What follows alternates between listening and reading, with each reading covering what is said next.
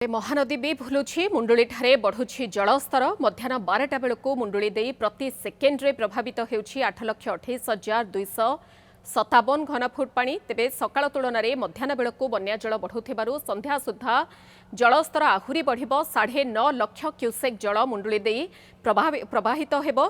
तेणु अनेक उपकूलवर्ती जिलागुड़िक द्वारा प्रभावित हेबो। तेबे महानदीर बन्या स्थिति को नहीं अधिक सूचना देउछन्ति आम प्रतिनिधि देवी प्रसाद महांती।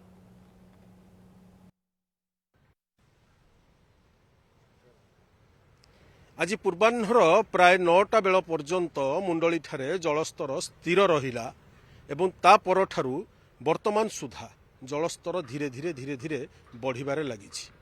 कैमरा पर्सन अछंती प्रदीप्त आपण को टिके नदीर चित्र देखाउछंती। नदीर वर्तमान केवल जे एई दृश्य बदलिछि ता नुहे बरं आस्ते आस्ते जलस्तर मध्य बढ़िबारे लागिछि। जहाँ सविशेष सूचना रहिछि मुंडली ठारे वर्तमान सेकेंड प्रति 8,20,800 उपरकू क्यूसेक जल प्रवाहित होउछि एवं मुंडलीर जहाँ अपस्ट्रीम रहुछि माने ब्रिज रो पूर्वपट बा ता पूर्वरु जलस्तर रहुछि 92.90 एवं प्रवाहित होउछि 90.50 भली फुटर जलस्तर। जदिओ मुंडलीर अपस्ट्रीम बा उपर मुंड जोटा को कहा जाउछि सेठारे विपद संकेत रहुछि 102 किंतु सेठारु पाखापाखी आहुरी 10 फुट तले एबे बन्या जल प्रवाहित होउछि। तेणु से भली विशेष किछि समस्या थिबा भली आदौ मने हेउ नाही बरं जहा पूर्वानुमान करिछि जल संपद विभाग कि गोटे मध्यम धरणर बन्या आसीबो सेही पूर्वानुमान अनेकांशरे जेमति सठिक हेबाकू जाउछि। जो आकार रे जलस्तरटा बढ़ुछि पुणी थरे टिके आपनकू नदी भितरर दृश्य देखाउछु। खूब जोर रे जलस्तर बढ़ु नहीं बरं धीरे धीरे धीरे धीरे बढ़ुछि एवं अनुभवी लोक नदीकूलिया लोक जो किसी मत्स्यजीवी अछंती सेमानक सहित आमे जेतेबेले कथा हेथिलु सेमाने दुईटी कथा सामना रे रखिछंती कि प्रथमटी हेउछि उपर मुंडरे वर्षा लागि रहिछि तेणु हुएत किछि गोटे परिवर्तन आसी पारे जलस्तर आउ किछिटा बढ़ी पारे एवं निज अनुभूति मध्य सेमाने एकथा भी कहउछंती कि जेतिकी वर्तमान बन्या जल प्रवाहित हेउछि तलिया अंचल पाई अनेक किछि क्षति होई पारे।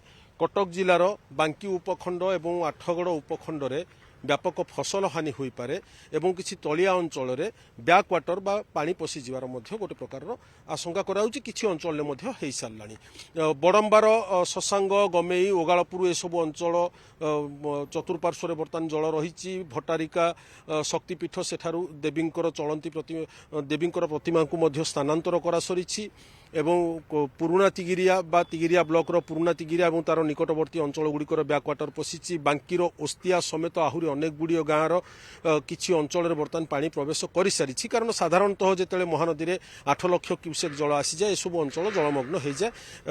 किंतु बर्तमान विषय रोचे जो सब तलिया अंचल गुड़िक रहा अर्थात कटक ठारू तल आड़ को जो सब अंचल गुड़िक रहा सेठिकार स्थिति बर्तमान कौन रही जदिओ गतकाली ठारू आज भितर वर्षा नाही पाग मध्य सुखिला रही किंतु उपर मुंडरे वर्षा लगी रही ए सबु किछु को देखिले केवल एतिकी ही कह जाय पारे जे जदि वर्षा उपर लगी रहुची ताले हुए तो महानदीर जलस्तर आउ किछिटा बढ़ी पारे किंतु जहाँ वर्तमान स्थिति अच्छी कम से कम 9 लाख पर्यंत नदी यदि बन्या जल प्रवाहित होउची ताले विशेष किछि क्षयक्षति होबनी एक मध्यम धरणर बन्या कह जाय परिबो।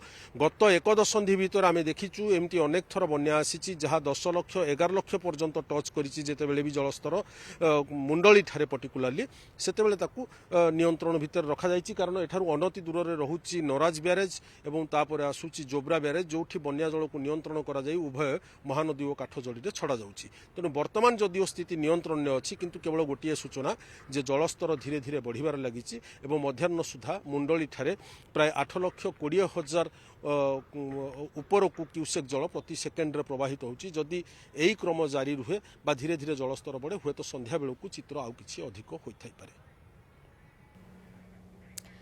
निहाती भाबरे देवी प्रसाद विस्तृत भाबरे सूचना रखुथिले जे मुंडली रे किभली भाबरे जलस्तर रहिले केउ केउ अंचल विशेष करी प्रभावित हेबो एवं वर्तमान सुद्धा अनेक अंचल प्रभावित हेलानी। संध्या सुद्धा जेतेबेले 9.5 लाख पानी मुंडली देई क्रॉस करिवो ताहाले उपकूल ओडिसार अनेक अंचल बन्या द्वारा प्रभावित हेबो।